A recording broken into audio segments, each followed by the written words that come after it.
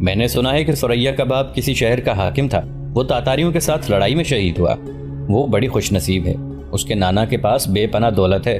باپ ایک بہادر سپاہی تھا اور شوہر سلطان جلال الدین خوارزم شاہ کا سفیر اور ہمارے ملک کے سلطان کا گہرا دوست ہے۔ کہتے ہیں وہ صورت سے بالکل فرشتہ معلوم ہوتا ہے، اس کی آواز میں جادو ہے۔ دہلی کی بااثر امراء کو متحد کرنے کی مہم میں طاہر کے ساتھ شریک ہو کر ثریا نے جو کامیابی حاصل کی، اس کے باعث اب وہ طاہر کی بیوی اور شیخ کی بیٹی ہونے سے زیادہ قوم کی ایک قابل احترام بیٹی کی حیثیت میں پہچانی جاتی تھی۔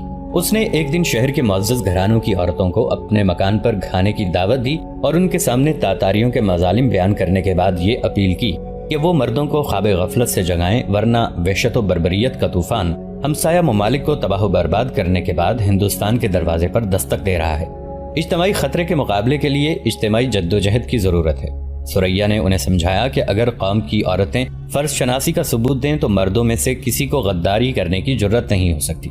بیویاں اپنے شوہروں کو، بہنیں بھائیوں کو اور مائیں اپنے بیٹوں کو قوم کا ساتھ دینے پر مجبور کر سکتی ہیں۔ صرف مردوں کا اتحاد اور ایثار قوم کی بہو بیٹیوں کی حفاظت کا ضامن ہو سکتا ہے۔ ثریا نے ہندوستان کی حالت پر تبصرہ کرتے ہوئے انہیں بتایا کہ اگر سلطان اور امراء کے اختلافات کم نہ ہوئے تو تاتاریوں کی شہ پاتے ہی ہمارے خلاف اس ملک کے کروڑوں غیر مسلم اٹھ کھڑے ہوں گے۔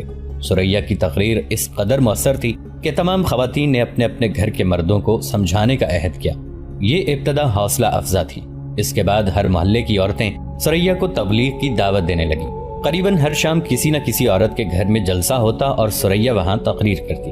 شیخ عبد الرحمن نے طاہر کی موجودگی میں دہلی چھوڑنے کا ارادہ ملتوی کر دیا۔ سلطان جلال الدین خوارزم شاہ سندھ ساگر کے علاقے میں ڈیرا ڈال کر باہر کی اسلامی سلطنتوں سے اپنی اپیل کے جواب کا انتظار کر رہا تھا۔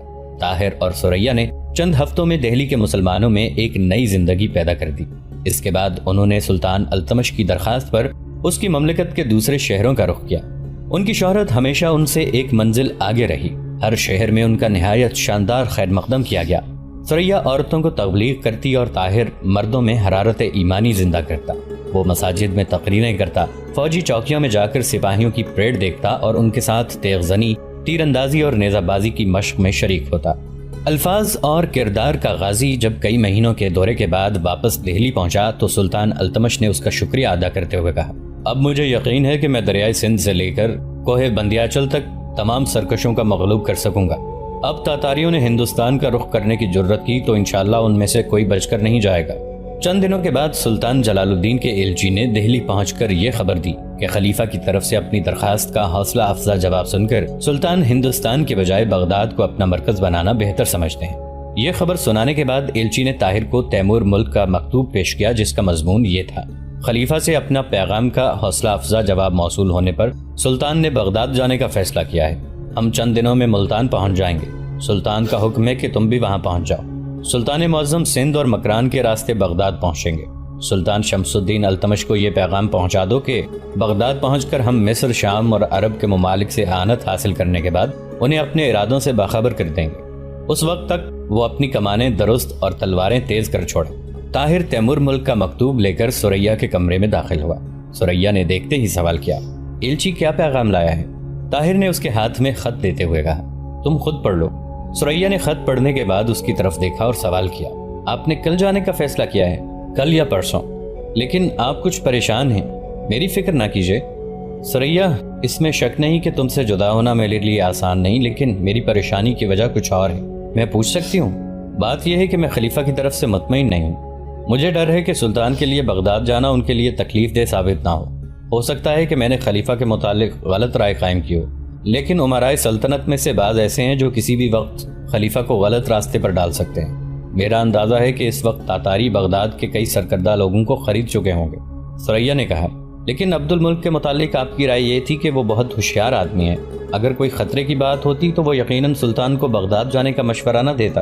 طاہر نے کہا، خدا کرے کہ ان کی نیک نیتی کے متعلق عبد الملک کا اندازہ غلط ثابت ہو۔ شام کے وقت جب شیخ کو طاہر کی تیاری کا علم ہوا تو اس نے بتایا کہ میں صرف تمہاری موجودگی کی وجہ سے دہلی میں ٹھہرا ہوا تھا، اب میں مدینے کی طرف روانہ ہو جاؤں گا اور وہاں سے حج کے بعد دمشق یا کسی اور جگہ جانے کا فیصلہ کروں گا۔ اس نے طاہر کو تسلی دیتے ہوئے کہا، بیٹا جب تک تم واپس نہیں آؤ گے ہم مدینے میں ہی قیام کریں گے، ہم تمہارا گھر بھی دیکھیں گے۔ طاہر نے کہا، میں زید کو آپ کے پاس چھوڑ جاتا ہوں۔ وہ آپ کو ہمارے گھر لے جائے گا اور مجھے یقین ہے کہ آپ کم از کم کچھ عرصے کے لیے ان کے مہمان بننا قبول کریں گے۔ حنیفہ نے کہا، ثریا نے اگر پسند کیا تو ہم اسے وہیں چھوڑ جائیں گے۔ شیخ نے کہا، ثریا نے مجھ سے کہا ہے کہ سلطان جلال الدین کو فوج کے لیے روپے کی ضرورت ہے۔ بلخ، سمرقند اور بخارا میں میرا بہت نقصان ہوا ہے، تاہم میں 1,00,000 دینار دیتا ہوں، تم یہ سلطان کے پاس پہنچا دو۔ سلطان التمش نے بھی اس کی مدد کے لیے مجھے کہا تھا۔ رخصت کے دن سلطان التمش نے جلال الدین کی مدد کے لیے اشرفیوں کا ایک صندوق دیا اور طاہر کو ملتان تک پہنچانے اور صندوق کی حفاظت کے لیے سواروں کا ایک دستہ اس کے ساتھ روانہ کر دیا۔ راستے میں کرمان، اصفہان اور دوسرے مقامات کے امراء تاتاریوں کی حوصلہ افزائی سے اپنی خود مختاری کا اعلان کر چکے تھے۔ سلطان جلال الدین نے آئندہ کے لیے اطاعت اور فرمانبرداری کا وعدہ لے کر ان کی گزشتہ خطائیں معاف کیں اور جنگ کے لیے تیاری کا حکم دے کر بغداد کا رخ کیا۔ بغداد سے واپس آ کر عبد الملک سلطان کو یقین دلا چکا تھا کہ تاتاریوں کا خطرہ بغداد سے بہت قریب دیکھ کر خلیفہ کا خط بھی بہت حوصلہ افزا تھا، لیکن طاہر، تیمور ملک اور سلطان کے چند اور ساتھی پوری طرح مطمئن نہیں تھے۔ تیمور ملک نے سلطان کو مشورہ دیا کہ وہ چند دن بغداد کی حدود کے باہر قیام کریں اور چند آدمیوں کو بغداد بھیج کر تازہ حالات معلوم کریں۔ ممکن ہے کہ خلیفہ آپ کو دور رکھ کر مدد کے لیے تیار ہو، لیکن اسے آپ کا بغداد میں داخل ہونا گوارا نہ ہو۔ اس قسم کے تمام اعتراضات کے جواب میں سلطان نے کہا، خلیفہ نے دشمن کے مقابلے میں ایک ہو جانے کی دعوت پر لبیک کہا ہے۔ انہوں نے ہمارے مکتوب کے جواب میں یہ لکھا ہے کہ وہ ہمارے ساتھ دوسرے سلاطین کو متحد ہوتا دیکھتے ہی اپنی افواج ہماری مدد کے لیے بھیج دیں گے، اور دوسرے سلاطین نے ہماری مدد کے لیے یہ شرط کی ہے کہ انہیں خلیفہ کے تعاون کا یقین دلایا جائے۔ اس صورت میں ہمارے لیے یہی راستہ ہے کہ ہم بغداد چلے جائیں اور خلیفہ کی طرف سے شام، مصر اور مراکش کے سلاطین کے نام یہ پیغام بھیجوائیں کہ جہاد میں انہیں ہمارا ساتھ دینا چاہیے۔ اگر خلیفہ کی نیت صاف نہ بھی ہو تو بھی ہمیں یقین ہے کہ وہ بغداد میں ہم پر ہاتھ نہیں اٹھا سکے گا۔ اگر رائے عامہ کے خوف سے ایک عرصے کے لیے وہ طاہر اور اس کے ساتھیوں کی سرگرمیاں نظر انداز کرنے پر مجبور ہو گئے تھے تو ہمارے خلاف بھی وہ زیادہ سے زیادہ یہی سوچ سکیں گے کہ ہمیں تنگ کرنے کے بعد بغداد چھوڑنے پر مجبور کیا جائے اور ہم کو اس کی پرواہ نہیں۔ لیکن ہمیں یہ یقین ہے کہ خلیفہ سے پہلی ملاقات میں ہی ہم ان کے تمام شبہات دور کر دیں گے۔ ہم ان سے کہیں گے کہ آپ ہمارے باپ کی غلطیاں معاف نہیں کر سکتے تو ہمیں سزا دے لیجئے، لیکن مسلمانوں کو تاتاریوں کی غلامی سے بچائیے۔ ہمیں خوارزم کا سلطان سمجھنے کی بجائے ایک ایسا انسان سمجھیے جو اسلام کی ناموس کے لیے آپ کے جھنڈے تلے ایک سپاہی کی حیثیت میں لڑنا اپنے لیے باعث فخر سمجھتا ہے۔ طاہر نے کہا، ان سب باتوں کے باوجود اگر آپ برا نہ مانیں تو میری رائے یہی ہے کہ آپ مجھے اور عبد الملک کو بغداد بھیج دیں۔ ہم چند دنوں میں حالات کا صحیح جائزہ لے کر آپ کی خدمت میں حاضر ہو جائیں گے۔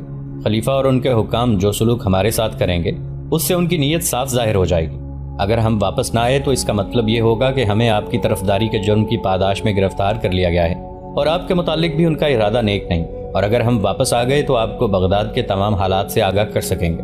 سلطان جلال الدین نے اس رائے سے اتفاق کیا اور طاہر، عبد الملک اور مبارک کو بغداد جانے کی اجازت دے دی۔ طاہر کے ساتھ بغداد سے آئے ہوئے رضاکاروں میں سے 30 نوجوانوں کو بھی چند دنوں کے لیے بغداد جانے کی اجازت مل گئی۔ شام کے وقت بغداد کے وزیر اعظم نے صفیہ کو اپنے کمرے میں بلایا اور اس کے ہاتھ میں ایک خط دیتے ہوئے کہا، بیٹی، پورے 10 سال خلیفہ کی خدمت کرنے کے بعد مجھے کسی پر اعتبار نہیں رہا اور نہ ہی مجھے امید ہے کہ کوئی مجھ پر اعتبار کرتا ہوگا۔ میرا سب سے بڑا گناہ شاید یہی تھا کہ بعض معاملات میں خدا کی مرضی کے خلاف خلیفہ کے اشاروں پر چلتا رہا، لیکن عالم اسلام پر عبرتناک تباہی لانے کے لیے میں خلیفہ کا ساتھ نہیں دے سکتا۔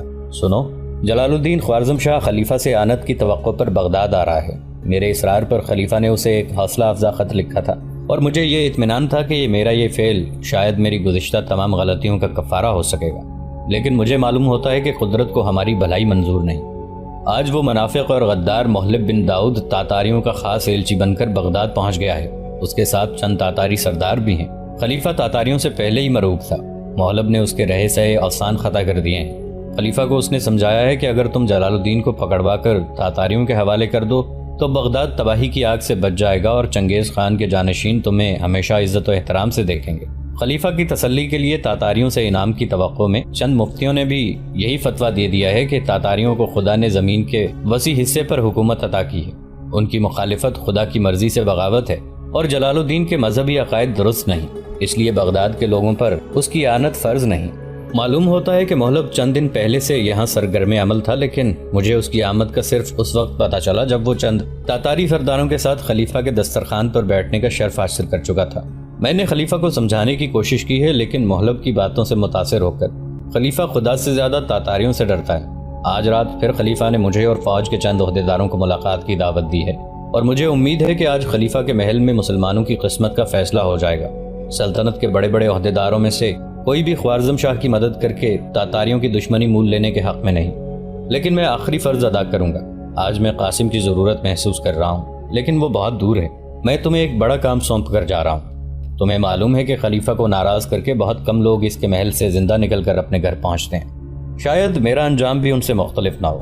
اگر میں آدھی رات تک گھر نہ آ سکوں تو تم سعید کو بلا کر یہ خط اس کے حوالے کر دو اور اسے یہ ہدایت کرو کہ وہ جس قدر جلدی ممکن ہو اسے جلال الدین کے پاس پہنچا دے، کیونکہ اگر خلیفہ نے جلال الدین کو گرفتار کرنے کا فیصلہ کیا تو مجھے یقین ہے کہ وہ آج رات ہی فوج بھیج دے گا، اور مجھے وہ اخفائے راز کے ڈر سے گھر آنے کی اجازت نہیں دیں گے۔ میں نے سعید کو سمجھا دیا ہے، وہ طاہر کے پرانے رفقا میں سے چند نوجوانوں کو جمع کر کے استبل کے قریب میرے حکم کا انتظار کرے گا۔ ابھی تک میں نے اسے یہ نہیں بتایا کہ اسے کس مہم کے لیے بھیجا جائے گا، اور ضرورت کے بغیر میں ایسا اہم مراسلہ اس کے سپرد کرنا بھی نہیں چاہتا۔ ممکن ہے کہ خلیفہ میری بات مان لے اور جلال الدین کو یہ مراسلہ بھیجنے کی ضرورت نہ پڑے۔ بہرحال اگر میں آدھی رات تک نہ آ سکا تو بغداد کے وزیر اعظم کی زندگی کا آخری فرض اس کی بھتیجی پورا کرے گی۔ سعید اور طاہر کے دوسرے ساتھی مجھ سے زیادہ تمہارا اعتبار کرتے ہیں، صفیہ نے کہا۔ آپ اطمینان رکھیے، میری طرف سے کوتاہی نہیں ہوگی، وزیر اعظم نے مسکراتے ہوئے کہا۔ مجھے تم پر بھروسہ ہے، اگر قاسم بھی یہاں ہوتا تو بھی شاید اس کام کے لیے میری نگاہ تم پر ہی پڑتی۔ وزیر اعظم شاہی محل کی طرف چل دیا۔ عشاء کی نماز سے تھوڑی دیر بعد وزیر اعظم کے محل میں کوہرام مچا ہوا تھا۔ محل کے تمام نوکر اس کے گرد جمع تھے، اس کے سینے اور پسلیوں کے زخموں سے خون بہہ رہا تھا۔ وزیر اعظم نے ہوش میں آ کر آنکھیں کھولی اور نحیف آواز میں سوال کیا، میں یہاں کیسے پہنچا؟ ایک نوکر نے جواب دیا، آپ دروازے پر پہنچ کر گر پڑے تھے، ہم آپ کو یہاں اٹھا لائے۔ اور وہ نوکر جو میرے ساتھ تھے؟ ایک نوکر نے آگے بڑھ کر کہا، مجھے معمولی زخم آئے ہیں، حامد قتل ہو گیا ہے۔ تم نے انہیں پہچانا؟ جی میں نے محلب کو پہچان لیا تھا، جب آپ خلیفہ کے محل سے باہر نکلے تھے تو وہ آپ کے ساتھ تھا۔ ہم دونوں سیڑھیوں سے نیچے چند قدم کے فاصلے پر آپ کا انتظار کر رہے تھے۔ جب آپ نیچے اتر رہے تھے تو 4 نقاب پوش آدمیوں نے درختوں کے سائے سے نکل کر آپ پر حملہ کر دیا۔ آپ مڑ کر دروازے کی طرف بھاگے، لیکن محلب نے آپ کا راستہ روک کر آپ پر خنجر کے 2-3 وار کر دیے اور مدد کے لیے شور مچانا شروع کر دیا۔ حامد مجھ سے آگے تھا، اس نے محلب پر حملہ کیا، لیکن وہ ایک طرف ہو کر بچ گیا اور حامد ایک نقاب پوش کی تلوار سے گھائل ہو کر گر پڑا۔ میں نے آگے بڑھ کر ایک نقاب پوش کو مار گرایا، باقی 3 نقاب پوش مجھ پر ٹوٹ پڑے۔ میں نے ایک اور کو بھی گرا دیا۔ اتنی دیر میں خلیفہ کے محل کے سپاہی باہر نکل آئے اور محلب نے جلدی سے سیڑھیوں پر چڑھ کر کہا، سپاہی آ رہے ہیں، بھاگ جاؤ۔ وہ بھاگ گئے تو میں آپ کی طرف متوجہ ہوا۔ آپ وہاں سے محل کا رخ کر رہے تھے۔ میں بھاگ کر آپ کے پاس پہنچا اور چند قدم آپ کے ساتھ چل کر اس خیال سے رک گیا کہ وہ آپ کا تعاقب نہ کریں۔ جب مجھے اطمینان ہو گیا کہ آپ محل کے قریب پہنچ چکے ہیں تو میں بھی آ گیا۔ وزیر اعظم نے کہا، سعید کہاں ہے؟ سعید نوکروں کو ادھر ادھر ہٹا کر وزیر اعظم کے بستر کے قریب آ کھڑا ہوا۔ وزیر اعظم نے اپنی بیوی صفیہ، سکینہ اور سعید کے سوا باقی تمام نوکروں کو کمرے سے نکل جانے کا حکم دیا۔ جب کمرہ خالی ہو گیا تو اس نے سعید سے کہا، تمہارے ذمے جو کام ہے وہ صفیہ تمہیں بتا دے گی۔ تمہارے ساتھی تیار ہیں؟ جی ہاں۔ وزیر اعظم پھر اپنی بیوی کی طرف متوجہ ہوا۔ میرے بعد تمہارے لیے بغداد چھوڑ کر مصر چلے جانا بہتر ہوگا، میں صرف تھوڑی دیر کا مہمان ہوں۔ صفیہ نے کہا، چچا میں نے ابھی تک آپ کو ایک بات نہیں بتائی، طاہر زندہ ہے اور اگر آپ کا انتقام کسی اور نے نہ لیا تو وہ ضرور لے گا۔ بیٹی سچ کہو، میرے دل پر ایک بہت بڑا بوجھ تھا۔ ہاں یہ سچ ہے، اسے مردہ سمجھ کر دریا میں پھینک دیا گیا تھا، یہ سعید کو بھی معلوم ہے۔ وزیر اعظم نے جواب طلب نگاہوں سے سعید کی طرف دیکھا اور اس نے کہا، جی ہاں وہ زندہ ہے۔ وزیر اعظم نے صفیہ کی طرف دیکھتے ہوئے کہا، صفیہ بیٹی، میرے جانے سے پہلے خلیفہ 30,000 سپاہی سلطان کو گرفتار کرنے کے لیے روانہ کر چکا تھا۔ اب تمہیں اپنا فرض پورا کرنا ہے، وہ آج رات کافی دور جا چکے ہوں گے۔ سکینہ، مجھے تمہارے ساتھ باتیں کرنے کے لیے کبھی فرصت نہ ملی، آج میرے پاس بیٹھ جاؤ۔ سکینہ آنسو بہاتے ہوئے اس کے قریب بیٹھ گئی۔ وزیر اعظم نے چند ثانیے اس کی طرف دیکھنے کے بعد آنکھیں بند کر لیں اور درد سے کراہنے لگا۔ تھوڑی دیر بعد اس نے آنکھیں کھولیں اور اشارے سے پانی مانگا۔ سعید نے اس کی گردن کو ہاتھ کا سہارا دے کر اٹھایا اور صفیہ نے پانی کا پیالہ اس کے ہونٹوں سے لگا دیا۔ پانی کا ایک گھونٹ پینے کے بعد وہ آنکھیں بند کر کے لیٹ گیا۔ سکینہ نے کہا، انہیں غش آ رہا ہے۔ سعید نے جلدی سے اس کا منہ کھولا اور صفیہ کو پانی ڈالنے کے لیے کہا۔ صفیہ نے اس کے منہ میں پانی ڈالا، لیکن وہ حلق سے نیچے اترنے کی بجائے باچھوں سے باہر آ گیا۔ وزیر اعظم نے آنکھیں کھولی اور چند بار اکھڑے اکھڑے سانس لینے کے بعد ہمیشہ کی نیند سو گیا۔ سکینہ اور چچی کو اس کی لاش کے ساتھ لپٹ کر روتے ہوئے چھوڑ کر صفیہ آنسو بہاتی ہوئی باہر نکل آئی۔ سعید اس کے پیچھے تھا۔ میں آپ کے حکم کا منتظر ہوں، اس نے کہا۔ صفیہ نے جواب دیا، ٹھہرو میں ابھی آتی ہوں۔ تھوڑی دیر بعد صفیہ اپنے کمرے سے نکلی۔ اس نے سواری کا لباس پہنا ہوا تھا اور اس کی کمر سے تلوار لٹک رہی تھی۔ اس نے ایک خادمہ کے ہاتھ میں ایک رکہ دیتے ہوئے کہا، صبح یہ رکہ سکینہ کو دے دینا۔ سعید حیرانی سے اس کی طرف دیکھ رہا تھا۔ وہ بولی، چلو سعید، لیکن آپ ہمارے ساتھ جائیں گی؟ ہاں میں تمہارے ساتھ جاؤں گی۔ چچا نے کہا تھا کہ یہ ان کی زندگی کا آخری اور اہم ترین فرض ہے اور میں اسے پورا کرنا چاہتی ہوں، لیکن آپ کو مجھ پر اعتبار کرنا چاہیے۔ مجھے تم پر اعتبار ہے، لیکن مجھے ڈر ہے کہ وہ شاید تمہاری طرف سے کسی پیغام کو اہمیت نہ دیں۔ اس کے علاوہ محلب مجھے اچھی طرح جانتا ہے، میں یہاں ٹھہر کر اس گھر کی سیاہ بختی میں اور اضافہ نہیں کروں گی۔ سورج نکلنے سے تھوڑی دیر بعد طاہر اور اس کے ساتھی ایک پہاڑی علاقے سے گزر رہے تھے۔ ایک کشادہ وادی میں داخل ہوتے ہی انہیں سامنے کی پہاڑیوں سے آنے والی پگڈنڈی پر 8-10 سوار سرپٹ آتے ہوئے دکھائی دیے، جن کے پیچھے 50 کے لگ بھگ سواروں کا ایک اور دستہ آ رہا تھا۔ طاہر غور سے دیکھنے کے بعد عبد الملک کی طرف متوجہ ہوا۔ معلوم ہوتا ہے وہ بھاگنے والوں کا تعاقب کر رہے ہیں، ہمیں ان کی مدد کرنی چاہیے، عبد الملک نے کہا۔ وہ پیچھے سے تیر بھی چلا رہے ہیں، وہ دیکھیے ایک آدمی زخمی ہو کر گر رہا ہے، وہ 2 حصوں میں تقسیم ہو کر ان کے گرد گھیرا ڈال رہے ہیں، اور وہ 8-10 آدمی صرف جان بچا کر بھاگنا چاہتے ہیں، لڑنا نہیں چاہتے، ہمیں ان کی مدد کرنی چاہیے۔ طاہر نے اپنے ساتھیوں کی طرف دیکھا اور بلند آواز میں کہا، جلدی، وہ ان کے نرغے میں آنے والے ہیں۔ آن کی آن میں طاہر اور اس کے ساتھی پہاڑی سے اتر کر وادی میں پہنچ گئے۔ طاہر نے بلند آواز میں کہا، عبد الملک، وہ دیکھو سب سے آگے شاید ایک عورت ہے، تم اسے بائیں طرف سے گھیرنے والے سواروں کو روکو، میں دائیں طرف سے جاتا ہوں۔ وہ دونوں ان کی تیروں کی زد میں آ چکے ہیں، ان کے لیے پگڈنڈی چھوڑ دو، اگر انہوں نے ہمیں بھی تعاقب کرنے والوں کا ساتھی سمجھ کر ادھر ادھر مڑنے کی کوشش کی تو وہ مارے جائیں گے۔ طاہر کے ساتھیوں نے 2 حصوں میں تقسیم ہو کر تعاقب کرنے والوں کا راستہ روک لیا اور بھاگنے والے انہیں اپنا مددگار سمجھ کر کچھ دور جانے کے بعد رک گئے۔ طاہر نے آگے بڑھ کر بلند آواز میں پوچھا، تم ان لوگوں کا تعاقب کیوں کر رہے ہو؟ اس کے جواب میں تعاقب کرنے والوں میں سے ایک شخص نے، جس کا سر اور چہرہ آہنی خود میں چھپا ہوا تھا اور اپنے لباس سے بغداد کی فوج کا افسر معلوم ہوتا تھا، آگے بڑھ کر کہا، یہ خوارزم شاہ کے جاسوس ہیں، تم ہمارا راستہ مت روکو، تم خلیفہ کے سپاہی معلوم ہوتے ہو، شاید تمہیں معلوم نہیں کہ خلیفہ اور خوارزم شاہ کے درمیان ایک دوستانہ معاہدہ ہو چکا ہے۔ یہ باتیں ہم بہتر جانتے ہیں، تم ہمارے راستے سے ہٹ جاؤ ورنہ ہم تمہیں ہٹنے پر مجبور کر دیں گے۔ نہیں، جب تک ہمیں معلوم نہ ہو کہ انہوں نے کیا جرم کیا ہے ہم ان کی حفاظت کریں گے۔ ہمیں شک ہے کہ وہ خوارزم شاہ کے پاس جا رہے ہیں، تمہیں محض شک کی بنا پر لوگوں کو قتل کرنے کی اجازت نہیں دی جا سکتی، اور خوارزم شاہ کے پاس جانا جرم نہیں، تو پھر مقابلے کے لیے تیار ہو جاؤ۔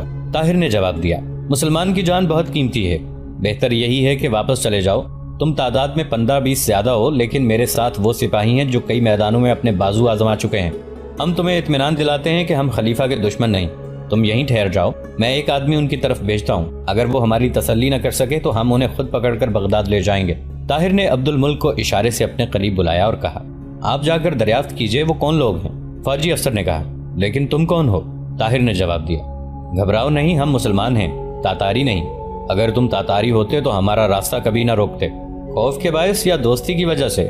افسر نے قدرے تذبذب کے بعد گفتگو کا موضوع بدلتے ہوئے کہا، تمہارا لہجہ اور تمہاری آواز کسی ایسے آدمی سے ملتے ہیں جسے میں جانتا تھا، وہ بھی تمہاری طرح ہر معاملے میں ٹانگ اڑایا کرتا تھا، شاید میری صورت بھی اس سے ملتی ہو، اور یہ بھی ہو سکتا ہے کہ میں ہی وہ آدمی ہوں۔ وہ مر چکا ہے، کبھی کبھی مردے بھی زندہ ہو جایا کرتے ہیں۔ تم بالکل طاہر بن یوسف کی طرح بولتے ہو۔ طاہر بن یوسف مر چکا ہے اور آج اس کا ایک دوست اس کا پیچھا کرتے کرتے ملک عدم کی حدود میں پاؤں رکھ چکا ہے۔ تمہاری آواز اور تمہارا لہجہ ایک ایسے آدمی سے ملتا ہے جس نے عہدے کے لالچ میں اپنے دوستوں کو پکڑوانے کا وعدہ کیا تھا۔ تم کون ہو؟ اگر تم دوستوں کو بھول جانے کے عادی نہیں تو شاید مجھے پہچان لو۔ طاہر نے یہ کہتے ہوئے خود اتار دیا۔ طاہر تم؟ ہاں افضل، کیا تم مجھے اپنی صورت نہیں دکھاؤ گے؟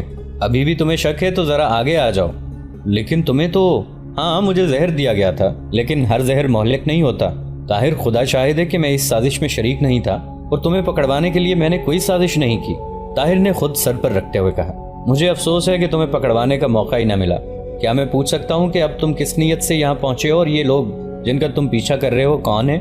میں تمہیں کچھ نہیں بتا سکتا، صرف یہ کہہ سکتا ہوں کہ تم نے میرا راستہ روک کر سپہ سالار کے احکام میں مداخلت کی ہے۔